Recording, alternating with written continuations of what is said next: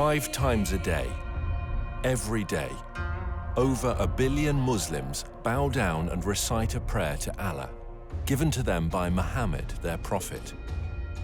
Every day, 5 times a day, they face a black rock in the holy city of Mecca and submit themselves afresh to the religion of Islam. Every day, they bow as a corporate group all around the world to express their solidarity as followers of Islam, for whom Muhammad is their prophet, the Quran is their scripture, and Mecca is their holy city.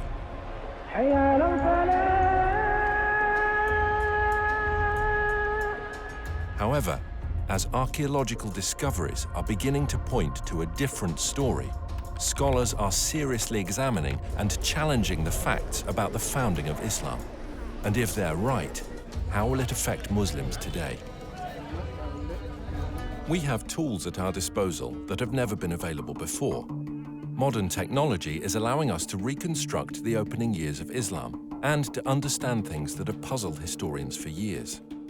All over the world, universities, museums, and libraries are putting ancient books and writings on the internet for scholars to access. Now we can check these ancient manuscripts with just a few clicks of a mouse.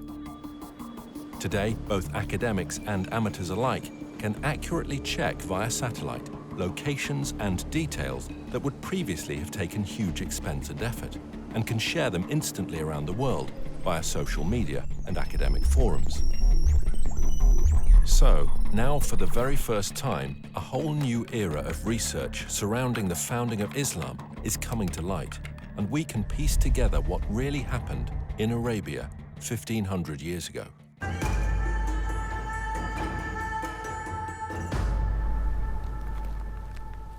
Writer and historian Dan Gibson has lived most of his life in the Middle East. He has extensively researched the peoples and places of the ancient world before Islam.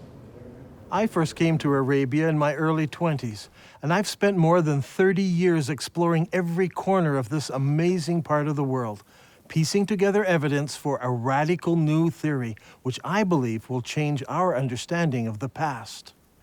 Years of study have led me to the conclusion that Islam began somewhere other than where the conventional histories suppose, and that in early Islamic writings there are clues and references that reveal the hidden truth about the Mecca mystery.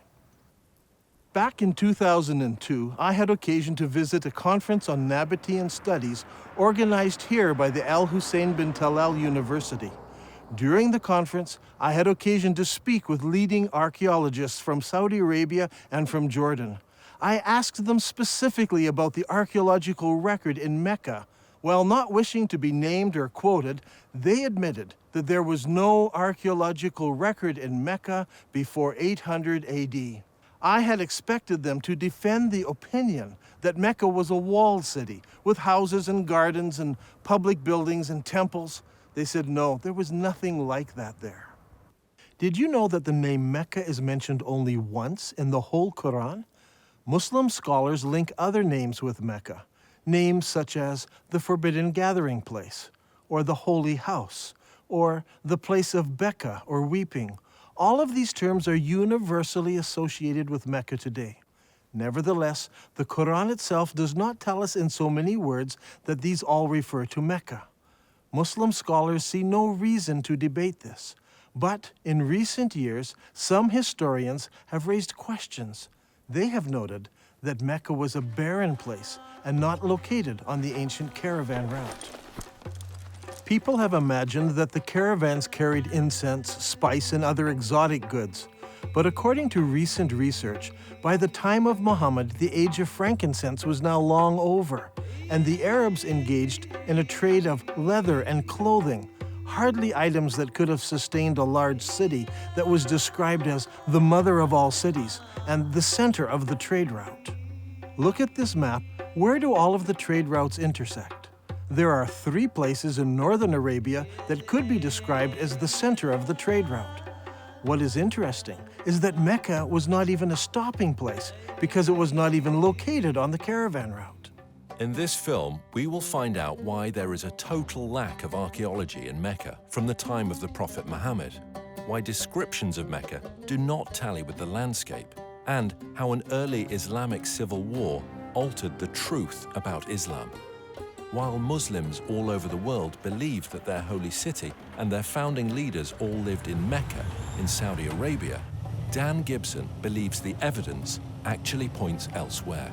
During my studies of Arabian history, I've come across evidence that points not to Mecca, but to northern Arabia as the founding place of Islam. Up until now, no one has ever questioned that Mecca is the holy city of Islam. Every Muslim believes that he should pray towards the Black Rock in Mecca. But years of study and countless trips to all parts of the Arabian Peninsula have led me to a radical new understanding of Islamic history. I believe that in the process of understanding Islamic history, a fundamental error has been made. It wasn't a deliberate falsehood, it was just a misunderstanding of what happened during the founding years of Islam. So later Islamic writers corrected what they thought was an error in earlier histories when it was actually the truth. Is it possible that over 1 billion people who follow the religion of Islam misunderstand how and where their religion began? And if so, what implications does this evidence have for the average Muslim who wants to follow the instructions of Muhammad, his prophet? We are going to have to examine a time in history and a setting that few of us understand.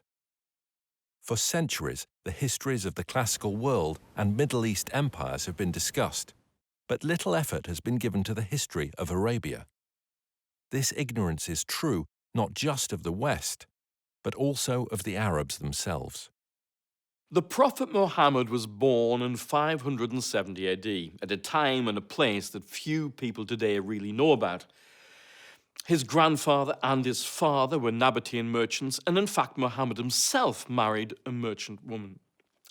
One day, Muhammad was meditating in a cave and an angel visited him. The angel taught him words of praise to Allah. Later, his wife convinced Muhammad that it really had been an angel and he was in fact called to be a prophet of God. During his lifetime, he had many visits from the same angel, and each time there was a new revelation. These revelations from the whole of the lifetime of Muhammad become gathered together to what we know today as the Quran.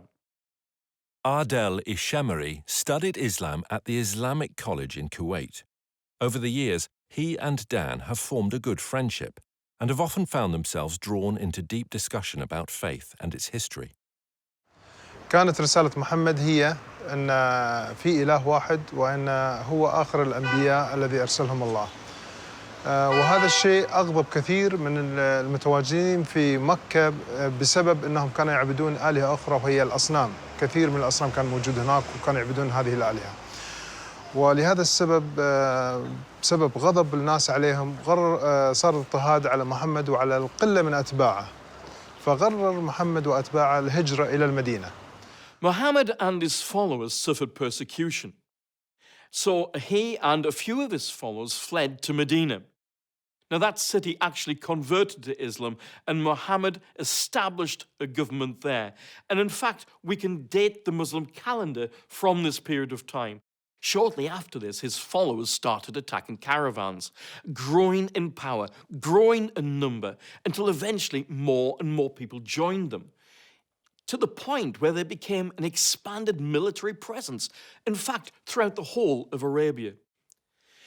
Muhammad gave his vision of taking Islam to the entire world. However, he died unexpectedly. And at that point, disputes broke out, leading to civil wars. But despite these differences and these divisions, there was the continued dream of expanding the faith to the whole of the world. Eventually, much of North Africa and Central Asia became under the control of Islam. And today, Islam is the second largest of the world's religions. Today, all over the Middle East, when construction companies want to dig for a foundation, there should be someone present from the Ministry of Antiquities. It doesn't matter if you're in Jerusalem, Damascus, or Amman, Jordan. Wherever you dig, the chances are you will expose an ancient site of some sort. In the city of Mecca, in Saudi Arabia, developers are digging all over, putting up great buildings, hotels and high-rises. But, to the surprise of archaeologists, there are no ruins of a great and ancient city under Mecca. The city where Muhammad was born was a major city. It had no trouble in raising large numbers of men to work caravans and march in its armies. Not only did it have a significant population, but it was also an agricultural city. وتسمى هذه المدينة اللي هي مكة بأم القرى في القرآن. أم القرى هي الاسم هذا المفروض يطلق على مدينة مبهرة، مدينة فيها آثار، مدينة فيها لها أسوار، مدينة يعني كبيرة معروفة. The Prophet Muhammad would go forth for his affairs and journey far afield until he reached the glens of Mecca and the beds of its valleys. Aisha, Muhammad's wife, mentioned how one of the men was longing for Mecca. Would that I but stay overnight in a valley filled with various kinds of grass? When we came to Mecca, we saw a town blessed with water and trees, and delighted with it, we settled there. Al-Bukhari speaks of a prisoner who was eating grapes while he was chained in irons, and he says, "This was not the time of fruit in Mecca." It's hard to believe that these things were written about Mecca. The area around Mecca is all rocks and desert. Mecca averages less than 10 centimeters of rain per year.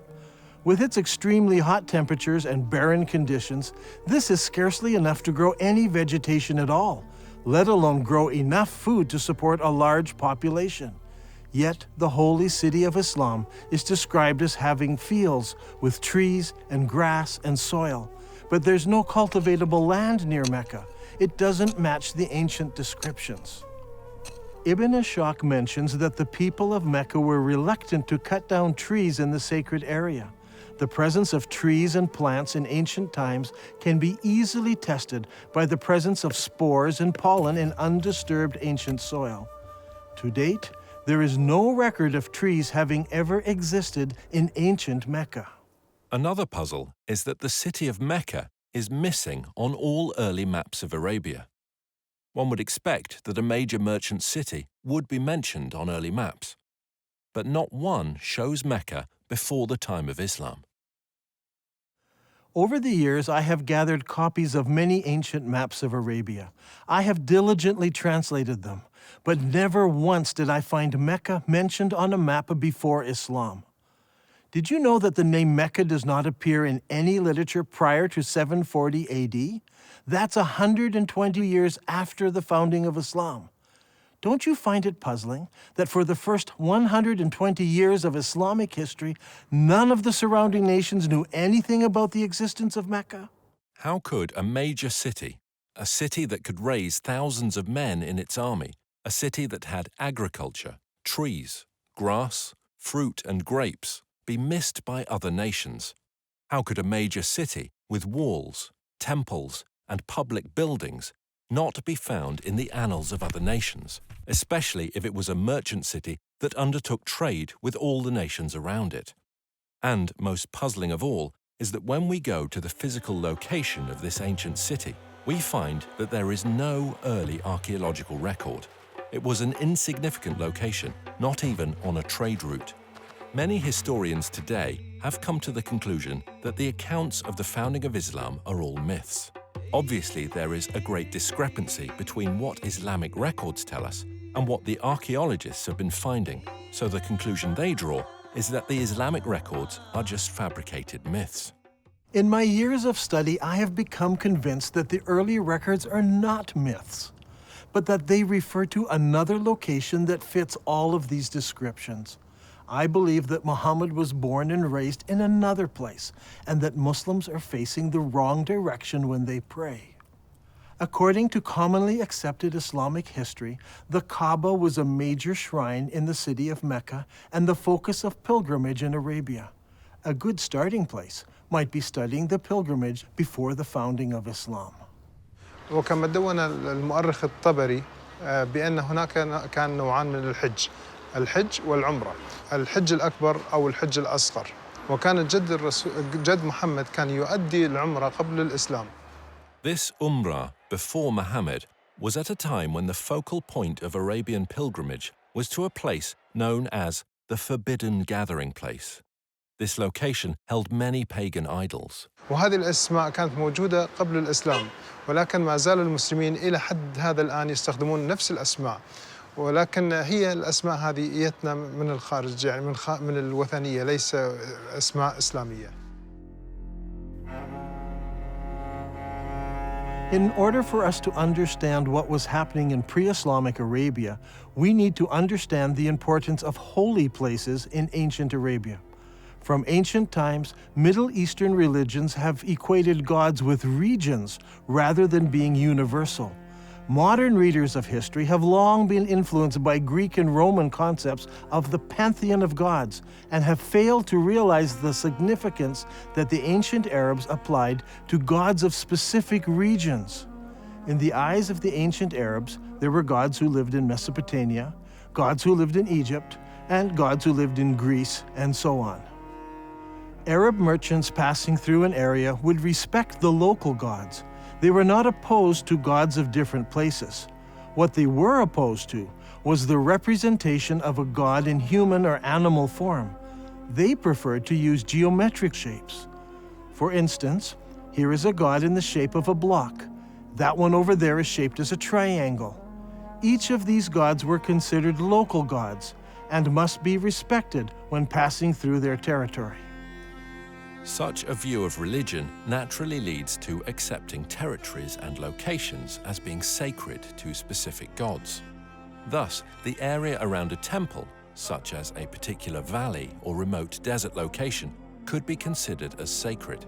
It would have a precinct where people could gather, even with their enemies, and be safe, because violence was forbidden in the sacred precincts. When tourists enter the majestic beauty of Wadi Rum here in southern Jordan, they're so often taken up with the exquisite beauty of this valley and the rugged mountains that they miss a temple dedicated to the goddess Lat, or Allat as some call her.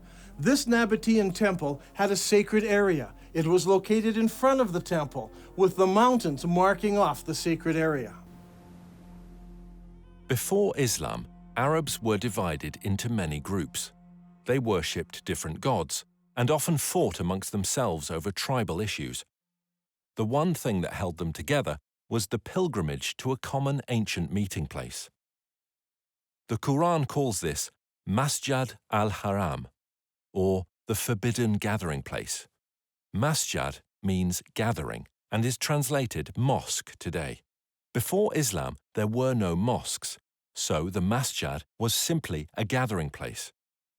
The Forbidden Gathering Place was a sacred place of refuge and security, where regular activities ceased and violence was forbidden, or haram. The concept of haram, or forbidden, is very strong in Islam. في القرآن ذكر المسجد الحرام، وهو المسجد الحرام في المدينة الإسلامية المقدسة، ويعتبر المسجد الحرام وما حواليه من المدن هو منطقة محرمة. Allah has made Mecca a sacred sanctuary, and it was a sanctuary before and will be so after. None is allowed to uproot its shrubs or cut its trees or hunt its game. So we have two descriptions of the original holy city of Islam. It was a haram place where killing was forbidden, and it was the focus of the pilgrimage for many centuries before the founding of Islam. Now look here, much of the graffiti found throughout the Negev and southern Jordan was written by people on pilgrimage to the ancient city of Petra in southern Jordan. Thousands of people scratched their names and messages on rocks as they made their way to Petra for pilgrimage. This creates a problem for us. Mecca is unknown in maps and literature before and during the rise of Islam.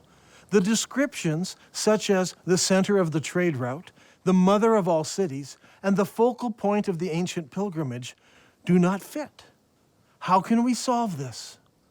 The answer to that comes from Islam itself. المساجد في الوقت الحاضر تتجه كلها صوب القبلة، صوب الكعبة، وهناك مكان في المسجد يسمى المحراب الذي الإمام يوقف فيه ويصلي ويقود المصلين، ولكن في الأيام الماضية ما كان موجود هذا المحراب، ولكن كان في حائط يتجه صوب القبلة، وكان المبنى بالكامل مبني باتجاه صوب القبلة.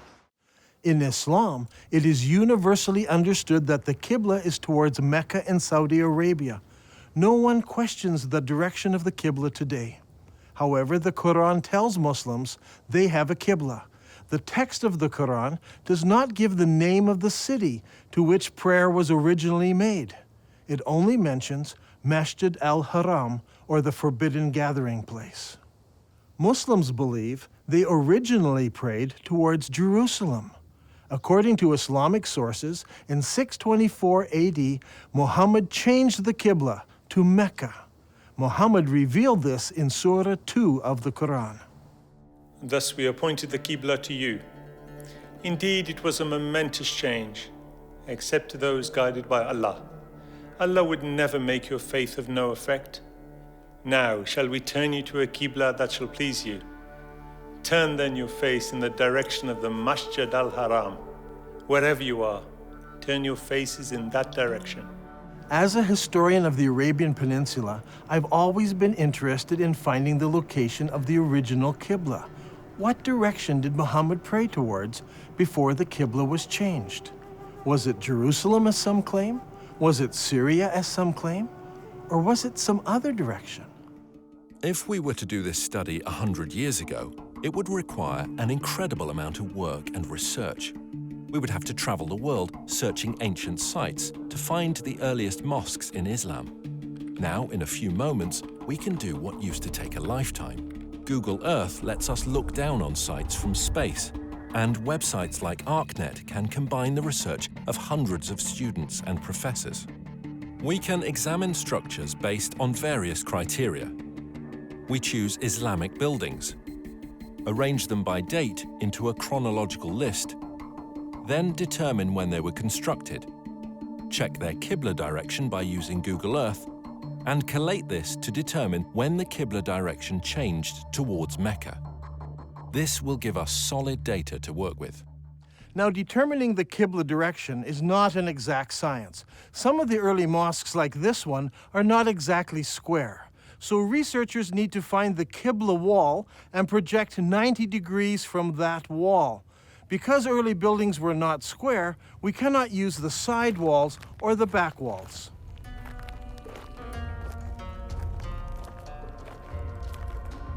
This is the mihrab of an old mosque. The early Arabs set the Qibla direction using the stars, and they were very accurate.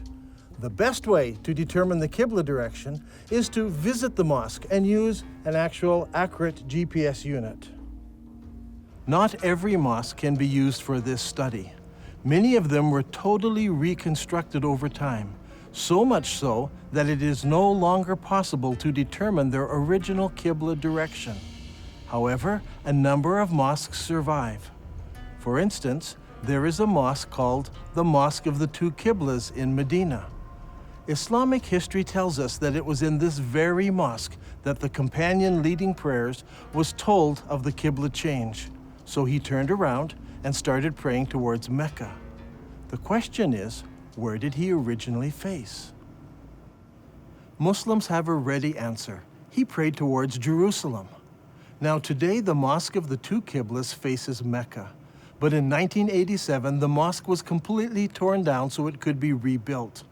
During the construction process, the old foundation was revealed, and they discovered that it did have a Qibla wall that did indeed face north, generally towards Jerusalem. And so Muslims believe originally the Qibla was towards Jerusalem. There is a simple way that this can be put to the test. If we go to the earliest mosques that were built, where we can identify their direction of prayer, we can plot them on a map and see if their lines converge. We'll find one of three things. They all point in different directions. They all point to Jerusalem, or they all point to another location. After the Mosque of the Two Qiblas in Saudi Arabia, there are a further 11 early surviving mosques that we can research. These are located in China, Egypt, southern Jordan, Lebanon, Central Jordan, Yemen, Israel, Iraq, Jerusalem, West Bank, and lastly Lebanon. So, if we go in the order that they were built, the second surviving mosque was built in Guangzhou, China. Guangzhou is the modern name for what was known as the city of Canton. When Marco Polo reached this city in 1300 AD, he discovered over 100,000 Arab and Persian merchants living there. You see, the Arabs had been trading with the Chinese for hundreds and hundreds of years. This is all well documented. And so Abu Waqas, an uncle of Muhammad, traveled to China on a trade mission. And according to Chinese manuscripts, he built a mosque for the Arabs in Canton in 627 AD, or 6 years after the founding of Islam. I personally examined this mosque and used a GPS unit to determine the mosque's Qibla direction. What I found was surprising. This mosque does not face Mecca. It faces 12 degrees north of Mecca, meaning that it does not face Jerusalem either. Its Qibla passes south of Jerusalem. The next mosque was built in 641 AD, about 20 years after the founding of Islam, in the town of Fustat, just outside of Cairo. This mosque was rebuilt and enlarged several times, so that today the original foundation is no longer evident. However, a description of the original ground plan of the mosque survives, and the Islamic records tell us that the first Qibla pointed east and later had to be corrected towards the south, towards Mecca. The next surviving Islamic building is the Umayyad Palace, built here at Humayma in southern Jordan. Around 700 AD, or about 80 years after the founding of Islam, the Abbas family built a large manor house here. This house had no special mosque area. Rather, the faithful would line up here in the courtyard to pray. This house has a Qibla direction, but it is not towards Jerusalem. The following year, a new mosque was built in Baalbek in Lebanon. Notice that its Qibla does not point to Mecca. 1 year later, the Umayyads built a large and impressive mosque here on the citadel in Amman, Jordan. This mosque points south. Mecca is over there. A couple of years after this, in 705 AD, or 84 years after the founding of Islam, Muslims constructed the Great Mosque of Sana'a in the capital city of Yemen. While this mosque points in the general direction of Mecca, it actually points to the west of Jerusalem. The following year, in 706 AD, the Umayyad Muslim rulers built Khirbat al-Minya, a large palace complex in Israel on the shores of Galilee. This palace complex had a specific room used as a mosque. According to the inscription set into a gateway, it was built 87 years after the founding of Islam by the Muslim ruler Al-Walid. This building and its mosque do not face Jerusalem. That same year, the Muslims also built the Wasit Mosque in Iraq. Originally, archaeologists claimed that this mosque pointed to Jerusalem. However, further research has shown that this mosque points south of Jerusalem. The next mosque is the Al-Aqsa Mosque in Jerusalem itself. This mosque is not the temple dome, but rather the old mosque to the south of the dome. This mosque is already in Jerusalem, but it also has a Qibla. And it does not point to Mecca. The next mosque we come to was built in 724 AD, 103 years after the founding of Islam. This is the Khirbat al-Mafja Mosque near Jericho in the Jordan Valley. This palace was built near the end of the Umayyad dynasty. By looking at the floor plan, we can see that the palace and its mosque faced south rather than towards Mecca. That same year, a mosque was built at Anjar, about 58 kilometers from Beirut. It was built near the end of the Umayyad period, and no more than 30 years later, it fell into ruins and eventually was abandoned. Since it was never rebuilt, we can easily determine the Qibla direction, which does not point towards Mecca, or Jerusalem.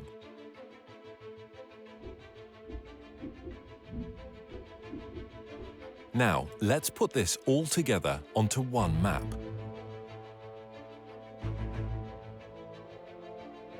The result is amazing. During the first 100 years of Islam, 100% of all the surviving mosques we have located so far face a spot in southern Jordan rather than Mecca. From north, south, east and west, mosques all face towards one spot. This isn't some small error in determining the Qibla direction. They all specifically point to just one place. Directly under this point is the ancient city of Petra.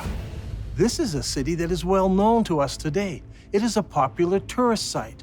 Tourists come from all over the world to marvel at the great temples and the monuments in this city.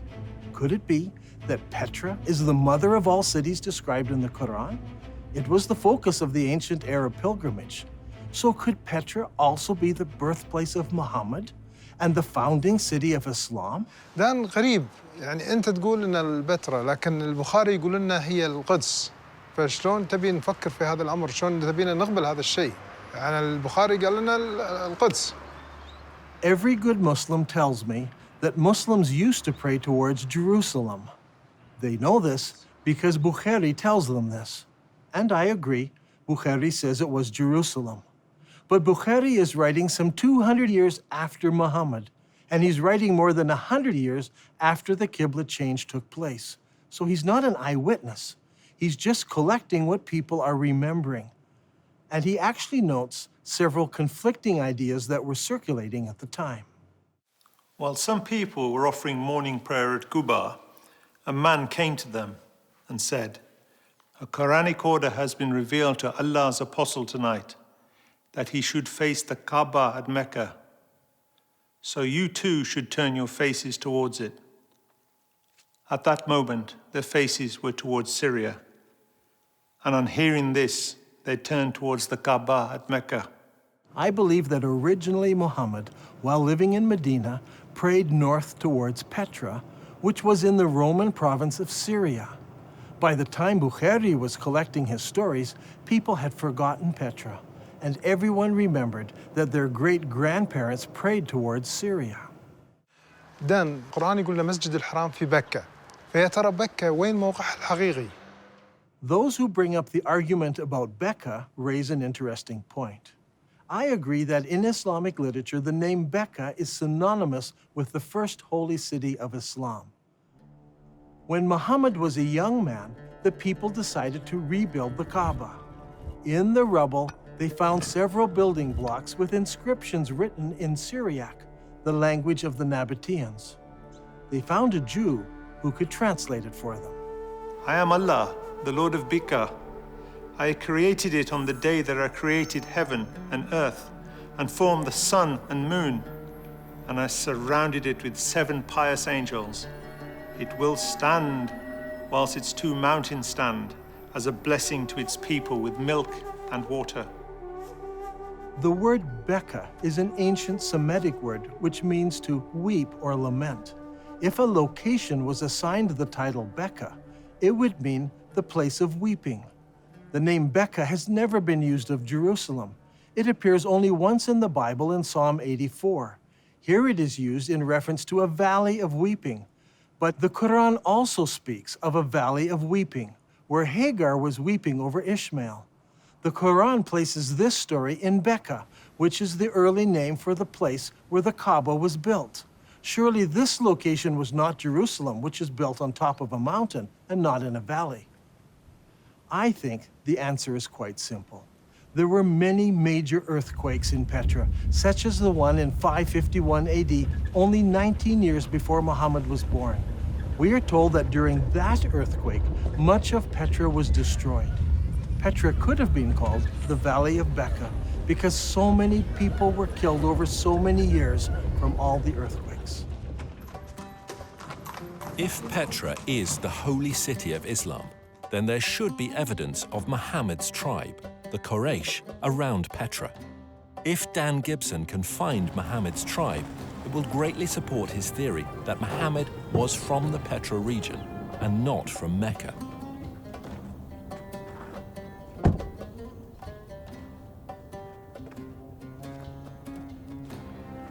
Long ago, this was known as the city of Hawar, or Humayma as it is known today. Archaeologists have uncovered a farmhouse belonging to the Abbasid family and a mosque built sometime later. When the Muslims of Iraq defeated the Umayyads of Damascus, they wanted a member of Muhammad's family to support and legitimize their revolt. And so they came here to Humayma, 27 miles from Petra. It was here that they found Muhammad's family and the Quraysh tribe. They didn't go to Mecca in Saudi Arabia or Medina. They came here to Humayma, 27 miles outside of Petra. It was here that they found the Quraysh tribe and the family of Muhammad, not in Saudi Arabia. So far, we have discovered that the early mosques of Islam all faced the ancient city of Petra. But does the city of Petra fit the Islamic descriptions of the original holy city of Islam? There is a story told by all of the early biographers of Muhammad. It concerns Abdullah, Muhammad's father. He was working in the field one day and he came home with dirt on his hands. He went into his first wife and said, "Lie with me," but she refused because he was dirty. So he went out, washed off the soil, went into his next wife, Amina. She conceived, and in this way, Muhammad was born. What is important to us about this story is that all of the early writers use the same word for the dirt on Abdullah's hands. They all use an Arabic word for soil, especially the soil of a cultivated plot or field. The problem is, there is no cultivatable land near Mecca. However, when we come to Petra, we discover that Petra had water, fields, and trees. According to archaeologists, there were private and public gardens, as well as running water brought into the city through aqueducts and clay pipes. Archaeologists have described fruit trees, grapes, and gardens existing in ancient Petra. Even today, there are cultivated plots of land between Petra and El Beida, which is 5 kilometers away. By analyzing ancient soil, researchers have discovered that only 100 years ago, the hills around Petra were covered with trees, including oak, juniper, pistachio, and carob. Not only did the holy city have trees and fields, it was also a walled city. Ibn Ishaq says, and they surrounded him by the walls of Mecca. Now this is very puzzling because Mecca had no city walls. Some think perhaps this was a house in Mecca, but Ibn Ishaq specifically says the walls of Mecca. But Mecca was not a walled city. So what about Petra? Petra was built in a valley. On either side of the valley were large mountains with cliffs. These cliffs were as good as city walls. So the people of Petra built walls from one mountain cliff to the other mountain cliff, both on this side of the valley and also on the other side of the valley. So Petra had city walls. Another distinctive feature in Petra is that it contains a very unique stream. Now, usually you have a valley with mountains on one side, mountains on the other, and a stream running down the center of the valley. But in this case, long ago, earthquakes cracked these mountains so that there is a crack in that mountain, water runs through that crack, across the valley, and out the crack in the other side. The Nabateans built a colonnaded street from one mountain to the other mountain, and beside it was a rainwater course. Let's go down there. Now, in Islam, one of the duties of the pilgrims is to go 7 times between 2 mountains called Marwa and Safa.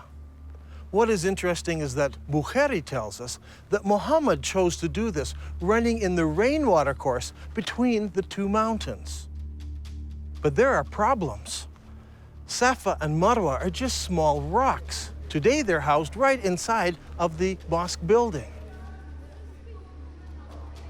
As you can see on this drawing, there was no rainwater course between these two rocks. But here in Petra, the description fits exactly from one mountain to the other. There are 4 ways into the Petra Basin. Since Petra is in a valley, one could enter from either end of the valley. During the year of the contest of Mecca, the Prophet entered Mecca through its upper part. But there were also other ways of entering Petra. The ancient records tell us that the holy city could be entered and exited by a crack in the rocks. In Arabic, this is called a thaniya. Al-Bukhari mentions this several times. Allah's apostle used to enter Mecca from the high Thaniya and used to leave Mecca from the low Thaniya.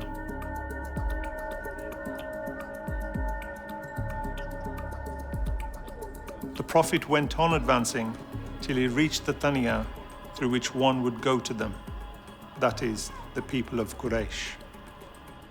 There are 2 Thaniya entrances. One of these is the famous Sikh that tourists pass through to enter the city. The other is on the far side of the colonnaded street and leads into a maze of canyons that eventually empty out into Wadi Araba below the Dead Sea. Petra also has many temples. Over here is what is known today as the Temple of the Winged Lions, or the Temple to Al-Uzza. Behind me is what is known as Qasr al-Bint today, or the temple to the god Dushera. This short chain of mountains here was the home to the god, and here in the very heart of the mountains is the temple to this god, El-Dushera. Now, Ibn Hisham relates to us a very interesting story. It's very early in Islamic history. Only a few people have converted to Islam at this time. One of those was a man known as Al-Tufail bin Amr of Mecca. He accepted Islam on one of his journeys, and once he returned home to Mecca, his wife also decided to accept Islam. Al-Tufail then tells his wife to go to the temple of Dushera and cleanse herself there. In the sacred area, there was a trickle of water where she could wash herself. She did this and returned home and learned about Islam. Did this story take place in Mecca, 1,000 kilometers away, where there is no temple to Dushera? Or did it take place here in Petra? If it did, then Dushera's temple is there. She would have come down to this temple, washed herself, and gone home. Is there a temple to Dushera in Mecca, in Saudi Arabia? No. There are no temples, no cracks in the rock, no water stream, no city walls, no grass, no trees, nothing. It's all here in Petra. And for the first 100 years, every mosque in the entire Islamic world pointed here to Masjid al-Haram, the forbidden gathering place, here in Petra. There is no other city in the world that fits this description so perfectly. Now, Al-Haqtab had so harassed Zayd that he forced him to withdraw to the upper part of Mecca, and he stopped in the mountain of Hira, facing the town. It's interesting to note that in this account, Mount Hira is located in the upper part of Mecca. If you go to Mecca today, the cave of Hira doesn't face the city. But here in Petra, the high side of the city is north of the colonnaded street, and the low part of the city is south of the colonnaded street. In effect, the city was divided in half by the colonnaded street. If Petra is the holy city of Mecca, then the cave where Muhammad received his first revelation should be located there. The ancient records say that the cave faced the town, and that it was low down since Muhammad tried to climb the mountain to throw himself off. If that's the case, I think I know just the spot, but we'll have to go over there.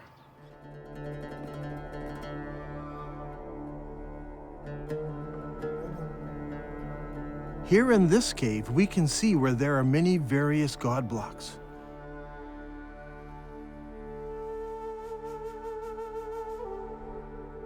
Up there is a large crescent symbol. This is just the sort of cave where young men would go to contemplate the meaning of life. The descriptions and location of this cave are just like the ancient records describe it. Just outside of the city, the entrance facing the city, and evidence that people spent time here in religious worship and meditation. I think that this is one of the holiest spots for all of Islam, and it's here in Petra.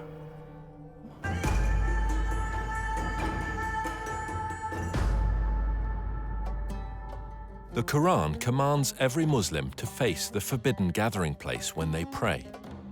Now, the forbidden gathering place wasn't a building. It was much more than this. It was a large area marked out with special stones. These stones marked the boundary around the sacred area. No killing was allowed inside this area. Even birds were not killed. Now, what kind of stones would you need to mark out such an area? If you had just small round stones, they would be lost among the other stones of the desert. They must have been larger stones. And there should have been something special about them, so that you knew for certain that this was the boundary of the sacred area. Today, in Mecca, there are no special boundary stones. Historians have long wondered what these marker stones might have looked like, but they seem to have been lost in the years that have passed since then. Or perhaps they were never there. If Petra is the original holy city of Islam, then of course the special stones wouldn't be in Mecca. They would be in Petra. Now there's a feature about Petra that's absolutely fascinating. Whenever tourists come to this city, they pass by a number of square-cut stones known as the Jinn rocks. This is a fanciful name given to them by the local Bedouin. What is interesting is that there are more than 20 of these large square stones marking all of the entrances of the city. Is it possible that these mark out the forbidden sanctuary? Perhaps that's why they're not located in Mecca. If that is true, then Masjid al-Haram, or the forbidden sanctuary, would have been located here. And if it was located here, then the Kaaba would have been located here as well. But it's not, because a man named Ibn Zubair moved it. So far in this program, we have been examining the direction of prayer that Muslims originally faced. As we've seen, all of the mosques constructed during the first 100 years of Islam pointed to Petra. By using the two mosques on the Amman citadel, Dan Gibson has determined the approximate years when the Qibla direction changed. Does Islamic history give us any clues as to why the direction of prayer might have changed? If we look into Islamic history at this exact time, we come face to face with the Second Islamic Civil War. حصلت حروب كثيرة في الإسلام، ولكن أيضاً حصلت حروب أهلية بينهم بسبة الخلافة بعد وفاة محمد. ولهذا السبب صار في شيعة وسنة. الأمويين فازوا اللي هم السنة والحكم بدأ من دمشق. At this point in history, the governor in the Holy City was Abdullah ibn Zubair. He was particularly unhappy. In his eyes, the Holy City was the most important city of Islam, the mother of all cities. But the Umayyad rulers chose Damascus as the new capital city, and a lot of people were unhappy with the corruption and the infighting in Damascus. So in 683 AD, about 64 years after the founding of Islam, Ibn Zubair declared himself caliph in the Holy City, and that started the Second Islamic Civil War. The Umayyads reacted strongly and sent an army against the Holy City. Ibn Zubayr then did a shocking thing. He destroyed the Kaaba, the ancient holy shrine of Islam. Ibn Zubayr then demolished the Kaaba sanctuary until he had leveled it to the ground and dug out its foundation. Then he placed the black stone beside it in a wooden stand in a strip of silk. The Umayyads fought against Ibn Zubayr and his companions, but after 40 days, news arrived that the ruling caliph in Damascus had died. Now, the Umayyad generals insisted that the battle wasn't over, but that they must return to Damascus so that a new caliph could be established. The members of the Umayyad royal family had come to the battle as well, and they insisted that they must return to Damascus under the protection of the entire army, so the whole army marches off. The problem we face here is one of timing. The Islamic records are quite clear that when the Caliph died, his 13-year-old son ruled in his place. Al-Tabari, Volume 20, tells us specifically that his son survived only 40 days after his father died before he too was killed. During this time, the armies from the Holy City returned to Damascus. Now, a slow-moving army would have taken many days to cover the 1,400-kilometer trek across the desert from Mecca in Saudi Arabia to Damascus in Syria. If the army could move at 20 miles a day, it still would have taken them 43 days. When you add up the time the messenger took to bring the message, the time it took for the army to decide to return and get mobilized, and the 43-day march, there is simply not enough time. Mecca is too far away to be believable. However, if the holy city was Petra, then the distances would all be drastically reduced. This problem of distances plagues Islamic history again and again. Mecca in Saudi Arabia is simply too far removed to fit many of the stories in early Islamic history. Now, with the lull in the war, Ibn Zubayr had time to rebuild his defenses and prepare for the return of the Umayyad army. Now I want to show you something. Here are some of the volumes of Al-Tabari's History of Islam. Al-Tabari managed to collect a massive amount of material that he writes about what happened during each year of Islamic history. He devotes whole chapters, sometimes 2 chapters, to every year. But then something strange happens. The battle for the Holy City takes place over several years, but year 70 of Islamic history is of great importance. Now notice, Al-Tabari spends 15 pages describing what happens in year 69, and he spends 27 pages describing what happens in year 71. But where is year 70? Look at this. For year 70, Al-Tabari only records a few lines of text. Did he not find any more information for this year? Or did later editors censor this year from Al-Tabari's record? Only a few lines, but what he records gives us a few tantalizing details. It tells us that Musa'ib ibn Zubair, apparently a brother of Abdullah, brings supplies to the Holy City. Were these supplies military equipment? No, it says he brought many horses and camels. I believe that this is the year that the followers of Ibn Zubair moved south from Petra to the deserts of Arabia to find a place where they could hold out against the Umayyad forces. All details of this year have been removed from Al-Tabari's history. But we know that they obtained many horses and camels, which would have no other purpose than to move many of the people out of the city. This lull in the war continued into the next year. So Ibn Zubair took advantage of the break to undertake a religious project. He decided to rebuild the Kaaba. But Al-Tabari does not tell us where the new Kaaba was constructed. Was it in Petra? Or was it in a new, safer location in faraway Mecca? I believe that the new Kaaba was built in Saudi Arabia, and that the black rock was moved there for safekeeping. So even if Ibn Zubair lost the holy city, he still had the rock and a new Kaaba. After a new caliph was established, the Umayyad army returned.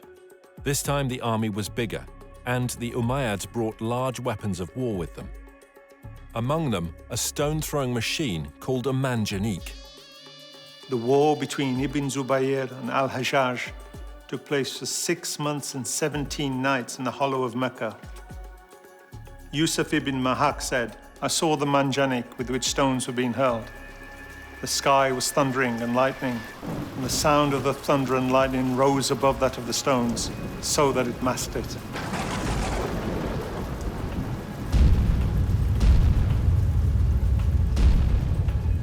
During the fighting, Ibn Zubair took refuge in a ruined building beside the Kaaba, and this began another battle, which completed the destruction of the Kaaba area of the Holy City.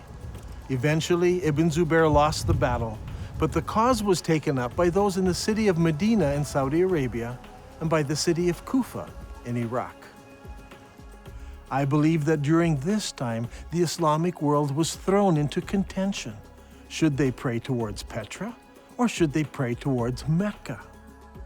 The great Islamic empire had divided into two.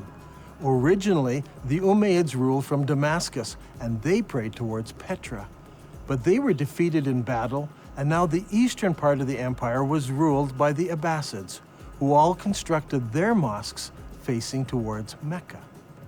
It was during this exact time that we see a change in mosque construction. Before this, every new mosque constructed faced Petra. But now, for the first time, some of the new mosques began to face Mecca in Saudi Arabia. But the problem still existed. What do you do with the old mosques? They were built facing Petra. It was during this time that mosques began hanging a sign on the wall to indicate the direction of prayer. It was said in the reign of Uthman that the Caliph ordered that signs be posted to the walls of the mosques in Medina. This was so that the pilgrims could easily identify the direction to which they needed to address their prayers. Now, this is a very interesting development because up until this time, mosques were built so the faithful had only to face the Qibla wall and they faced the holy city. Why would you need to introduce a sign unless the direction of prayer had changed? Around this time, around 89 years after the founding of Islam, a niche was suddenly introduced into mosque structure to denote the direction of prayer. This niche was added to older buildings and also incorporated into newer buildings. Today, the niche is standard in every mosque, but it wasn't originally. There was no niche until the Qibla direction changed. In the Civil War, the Umayyads still prayed towards Petra, but the rebels in the Holy City in Medina and in Kufa chose to pray towards the new Qibla in Saudi Arabia. When the armies of Kufa met Ibn Zubayr, Bujair ibn Abdullah al-Musli spoke. Praise be to God who has tested us with shackles and tested you by your forgiving us. Ibn Zubayr, we are people who turn to the same Qibla as you. What a strange phrase. We are the people who turn to the same Qibla as you. Muslim historians argue that this means the same Qibla as every other Muslim. But now that we have uncovered evidence of the change of Qibla at this very time, this phrase takes on special significance. The people of Kufa join with Ibn Zubayr in accepting his Qibla. This is key to understanding much of what takes place later.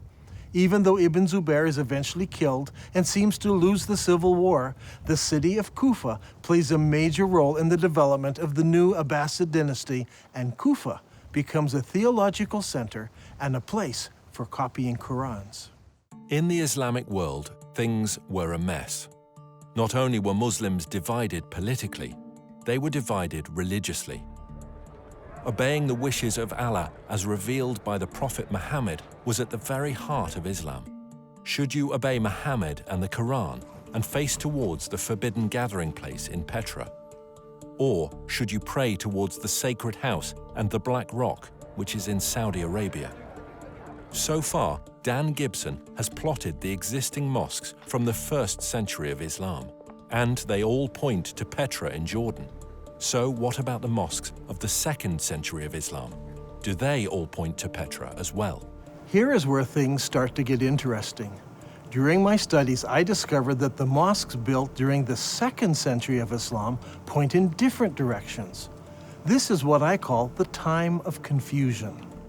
102 years after the founding of Islam, the Mosque of Ummah was constructed in southern Syria, in the ancient city of Busra. As you can see, the mosque's orientation does not point towards Mecca. But clearly, it does not point to Petra either. 5 years later, the ruling Muslims built a palace in the Syrian deserts known as Qasr al-Hayar al-Gharbi. This is a drawing of the floor plan of the palace and the mosque in the corner of the complex.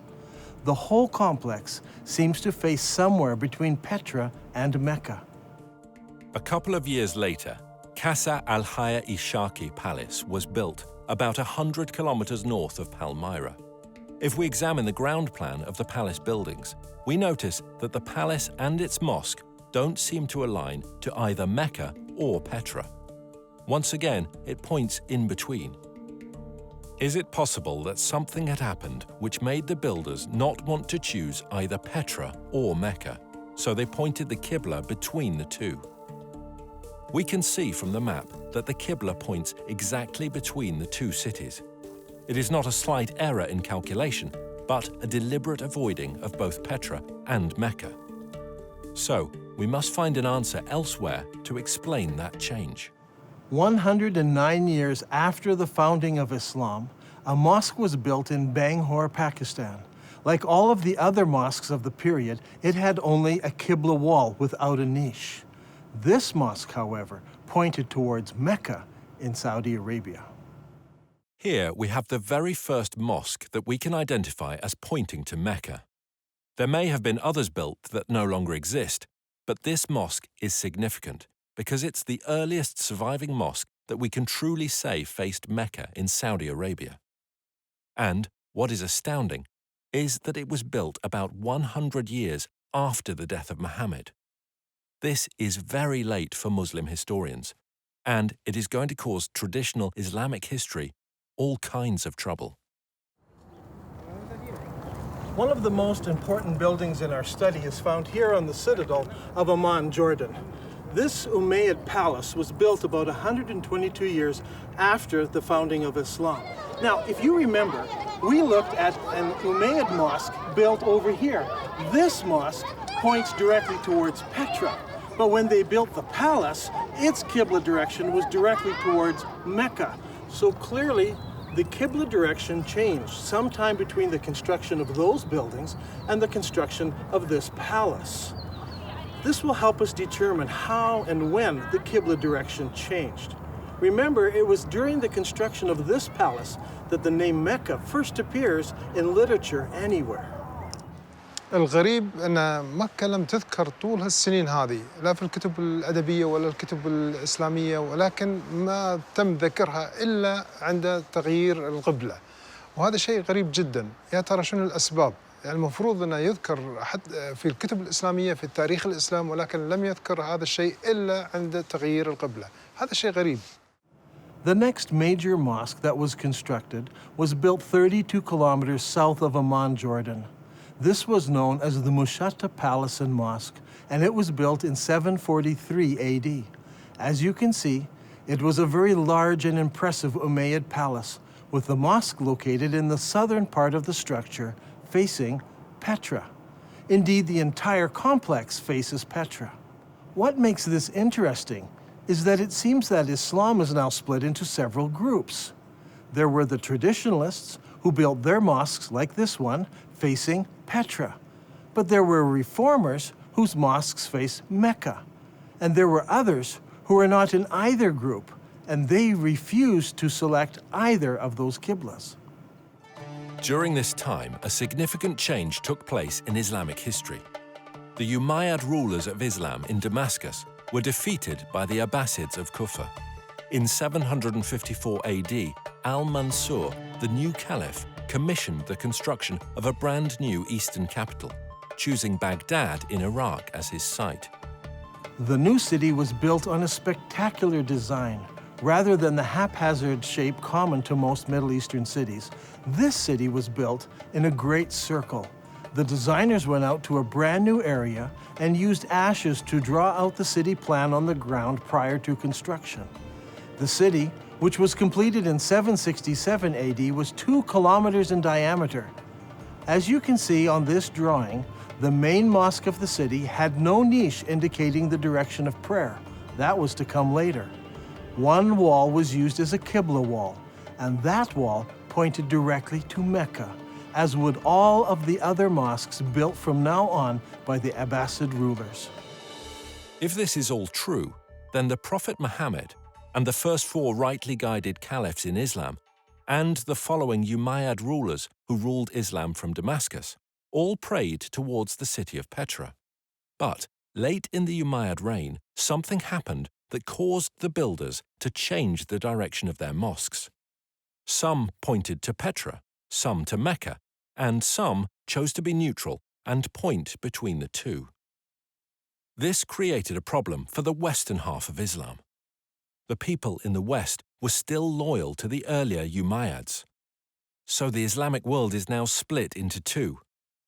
The Abbasid rulers in Iraq control the eastern part of the empire, and the Umayyad rulers control North Africa and Spain. This is an important time in Islamic history because the Umayyads in Spain now blossom in culture and begin to build beautiful and impressive buildings. The builders in Spain had a problem. Traditionally, Umayyads all prayed towards Petra. But, as we're going to see, something devastating happened, resulting in future mosques no longer facing that direction. Their enemies, the Abbasids, now pray towards Mecca in Saudi Arabia, so they don't want to choose that direction of prayer. So what should the Umayyads do? As I examined the mosques built by the Spanish Umayyads, I discovered a most surprising development. These builders chose neither Petra nor Mecca. Now, as we have seen, some of the builders in the Middle East chose to point their Qiblas between the two cities. But the builders in North Africa and Spain decided to do something completely different. Over the years, historians have always been puzzled by these mosques. Their Qiblas seem to point towards somewhere in South Africa, but all of the African and Spanish mosques point to slightly different places. It all seems very confusing. However, when plotted on a map, we can see that the mosques of North Africa and Spain all have Qiblas that are parallel to a line drawn between Petra and Mecca. So rather than choosing Petra or Mecca, they chose to make their Qiblas parallel to a line drawn between the two cities. كل المسلمين يعرفون بأن مكة موجودة في السعودية، وأنت في نظريتك اليوم يعني تقول لي مكة موجودة في البتراء، على أي أساس أنت جبت هذا الفكرة؟ يعني شنو الدليل؟ شنو البرهان هذا؟ يعني برهانك ودليلك على هذا الشيء؟ احنا اللي عارفينه أن مكة موجودة في السعودية، فعلى أي أساس أنت جبت هذا الشيء؟ If you're still not convinced, I want to show you something else. Do you remember when we discussed the Second Islamic Civil War?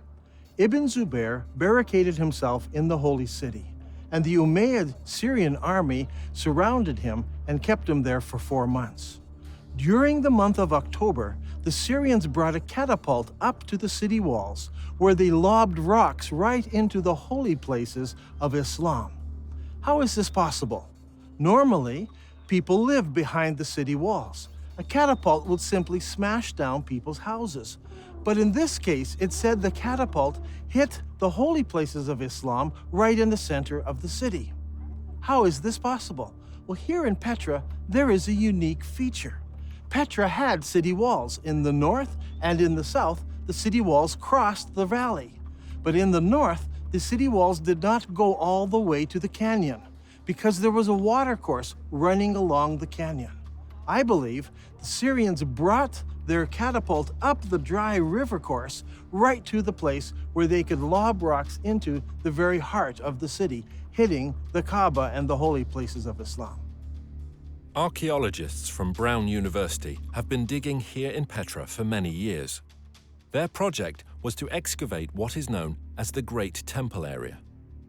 As they uncovered the temple, Dan was amazed to find evidence that supported his theory. One of the interesting features of this building is that people built defenses here against attack. See, here in this doorway, they closed it in so they could defend themselves. This happened sometime after the earthquake of 551 AD. We can date the defenses of here by the roofing tiles that were used in the construction of these defenses. However, there are no recorded battles in Petra during this time. So we know this happened during the founding years of Islam. But this is not the only evidence we have. During the excavations, the archaeologists uncovered over 400 catapult stones. These stones are buried in about the right place at exactly the right time. This is an extremely strong indication that the battle took place here and that the first original Kaaba was close to this location. So, Islam was divided between the traditionalists and the reformers. The traditionalists prayed towards Petra in Jordan, and the reformers prayed towards Mecca in Saudi Arabia, and others deliberately choosing a middle path. How were they ever going to solve this dilemma? Petra, the city of weeping, suffered a fatal calamity. Massive earthquakes shook the Petra region, destroying buildings, temples, and houses. The damage was so bad that the city was never rebuilt again. The evidence for that first Kaaba is gone now. The catapult stones destroyed much of it. Ibn Zubayr destroyed the rest. In 713, an earthquake destroyed the dam that diverts the water around Petra. So every year, floodwaters washed away whatever evidence was left. So, with the memory of Petra fading from view, the chroniclers of Islamic history, writing some 150 years later, would never mention it by name. In time, the memories of these two locations became merged into one, that of Mecca in Saudi Arabia. From now on, all Qiblas would point here. It wasn't until modern archaeological tools, satellite photos, and the internet allowed the networking of historians, academics, and scholars around the world to start piecing together a different picture. هذا الأمر غريب، يعني أول مرة نسمع فيه، يعني شلون المسلمين تبيهم يصدقون في هذا الشيء المكتوب، يعني غريبة، ليش ما مذكور في الكتب الإسلامية ولا مذكور في كتب التاريخ؟ شلون نسوا ولا يعني يا ترى هل تناسوا ولا نسوا هذا الأمر؟ شلون ما ذكروه؟ شيء غريب. In order to understand the events that influenced the writing of Islamic history, we need to recognize several things. First, it is my belief there was a literary vacuum in the early Islamic empire, created by zealous Muslims who destroyed books and manuscripts, erased inscriptions, burned libraries, and destroyed all literature except the Quran, which was mostly bits and pieces of what people remembered of the revelations that Muhammad gave. This destruction of written material by the Islamic forces has been well documented. One piece of evidence is a letter from 640 AD from the Caliph to General Amru, the leader of the Muslim armies in Egypt, who asked the Caliph what should he do with the thousands of manuscripts he found in warehouses in Alexandria. The Caliph's answer has been recorded and known for centuries. As for the books you mention, here is my reply. If their content is in accordance with the revelations of Allah, we may do without them. For in that case, the revelations of Allah more than suffice. If, on the other hand, they contain matter not in accordance with the revelations of Allah, there can be no need to preserve them. Proceed then and destroy them. The Muslim writer Ibn al-Kifti tells us that the books were distributed to the public baths of Alexandria, where they were used to feed the stoves, which kept the baths comfortably warm. They say it took 6 months to burn all that mass of material. Eutychius, the Patriarch of Constantinople, recorded that there were 4,000 baths that received books from the Alexandrian library. This burning of books, however, did not start in Egypt, but 4 years earlier in Persia. Caliph Umar's army met with the Persian armies in the Battle of Qadisiyah in the year 636 AD. In early January 637, the Muslim advance guard reached the outskirts of Ctesiphon and laid siege to the city for 2 months. Eventually, the city fell and the Muslims occupied it. During the fighting, the palaces and the library at Ctesiphon were deliberately burned. In the end, the only book that managed to survive in Arabia was the glorious Quran. When it comes to the history of the Quran, historians have struggled. It seems that most of the Quran was retained in an oral fashion rather than written form. While the Arabs were great memorizers and had the ability to retain the entirety of the Quran, the retention of materials in an oral tradition suffers from several difficulties. First, the accuracy of the memories of the individuals involved must be perfect.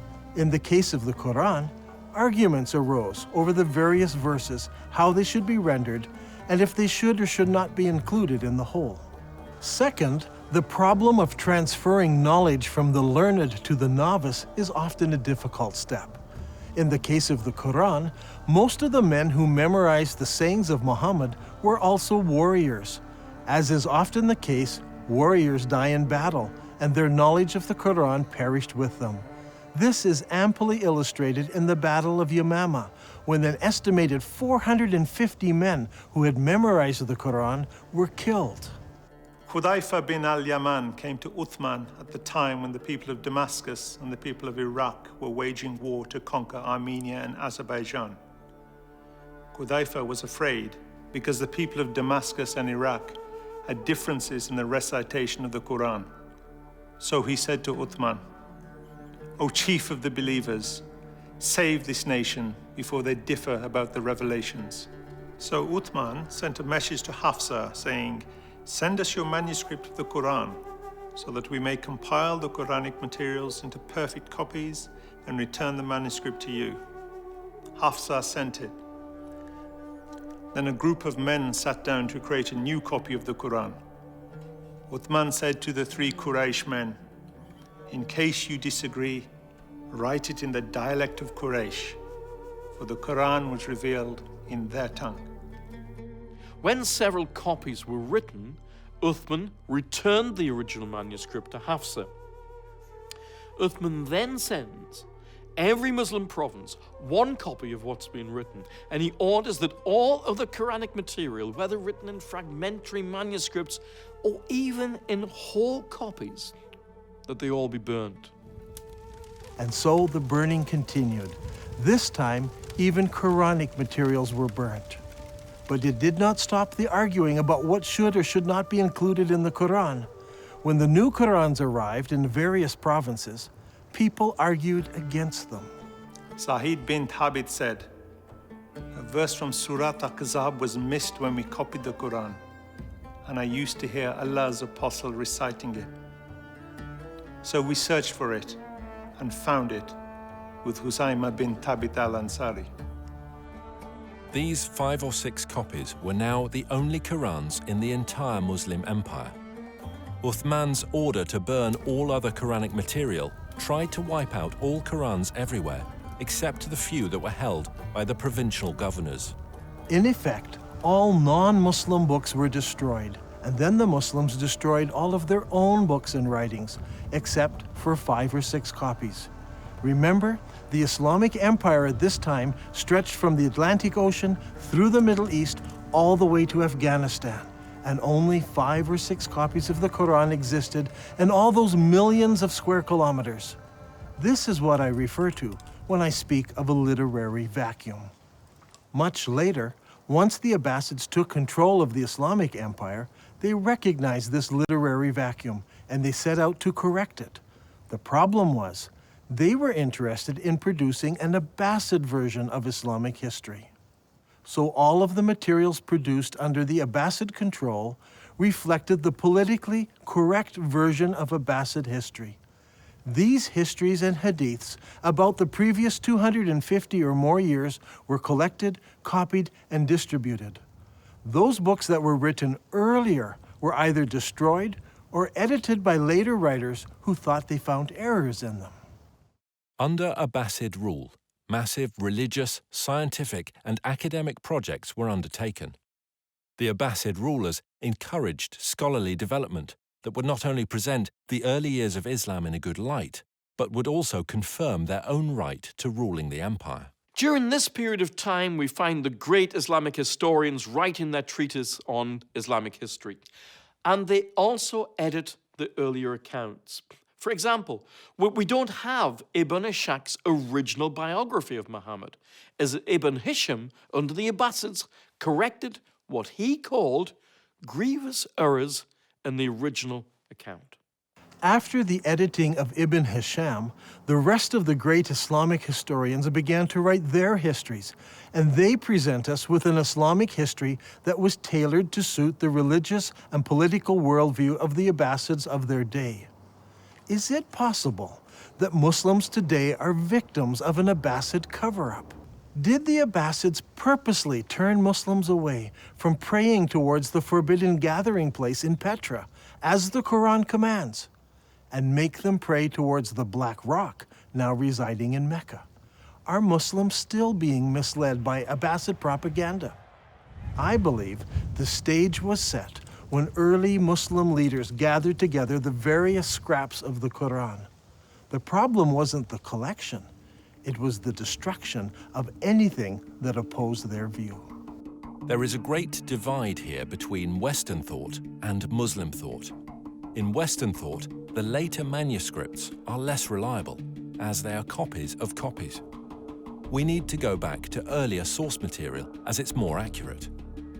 Muslims, on the other hand, think earlier manuscripts are less reliable, and later manuscripts replace earlier manuscripts. Even in the Quran, later revelations replace or abrogate earlier revelations. Once you allow the concept of abrogation, you open yourself up to accepting all kinds of changes. If the Abbasids tampered with history, did they go so far as tampering with the text of the Quran? For instance, how did the name Mecca get into Surah 48? Abu Bakr, the successor of Muhammad, made the first compilation of Quranic material. Uthman, who followed him, used that collection and then added to it. The historians tell us that even after Uthman had compiled his Quran, people remembered still more verses that Muhammad had revealed. Every time a new Quran came out, it was touted as the most complete Quran. The previous ones were okay, but the newer ones were more complete, with more revelations in them. Did the Abbasids bring out an even more complete Quran that contained mention of Mecca? Today we have many of the Abbasid Kufi Qurans in museums from Istanbul to Samarkand. These Qurans use the Kufic script, invented in the city of Kufa. But what about earlier Qurans, written in other scripts? I have searched through many of the early Quranic parchments written in pre-Kufic script. It should come as no surprise that none of the pre-Kufic material includes verses about the changing of the Qibla or the city of Mecca. Historians have challenged me that I'm trying to rewrite all of Islamic history. I assure you I'm not trying to do this. I'm only suggesting one small change. Long ago, the holy city of Islam was referred to as Mecca. I believe that name was used for the city of Petra after repeated earthquakes killed many people. After Ibn Zubair moved the Black Stone to Mecca, scribes had only to make one small change to Islamic writing. In Arabic, Mecca is written like this. It's very easy to change the ba to a meme. Watch again. That's all it took. It is virtually undetectable to later readers. Did the Abbasid scribes correct an earlier reference to Mecca in the Quran and make it into Mecca?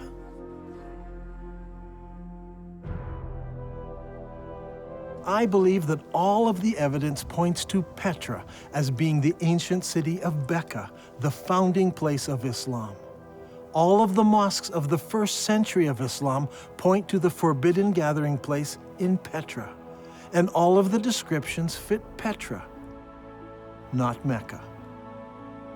Muslims are instructed in the Quran to pray towards the forbidden gathering place. The Quran says nothing about the Black Rock.